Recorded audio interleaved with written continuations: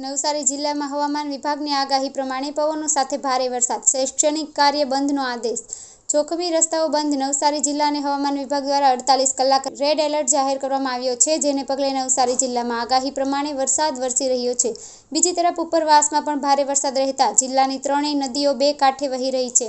નદી નાળામાં પાણીની આવક વધતા જિલ્લા પંચાયત હસ્તકના 78 માર્ગો બંધ કરવાનો આદેશ આપવામાં આવ્યો છે. નવસારી શહેરમાં વરસી રહેલા વરસાદના કારણે નગરપાલિકા પ્રમુખ દ્વારા શહેરીજનોને રહેવાની અપીલ કરી છે.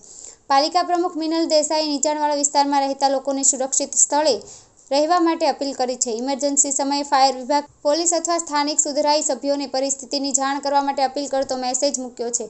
ઇમરજન્સી સેવાનો નંબર પણ પાલિકા પ્રમુખે જાહેર કર્યો.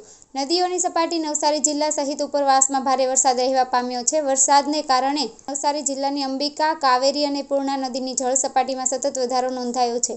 કાવેરી નદી પોતાની ભયજનક સપાટી 19 ફૂટ વટાવવાથી માત્ર 2 ફૂટ દૂર છે. હાલ કાવેરી નદી 17 ફૂટ વહી રહી છે, જ્યારે પૂર્ણા નદી પોતાની ભયજનક સપાટી 23 ફૂટ વટાવવાથી માત્ર 5 ફૂટ દૂર. હાલ પૂર્ણા નદી 17 ફૂટ વહી રહી છે.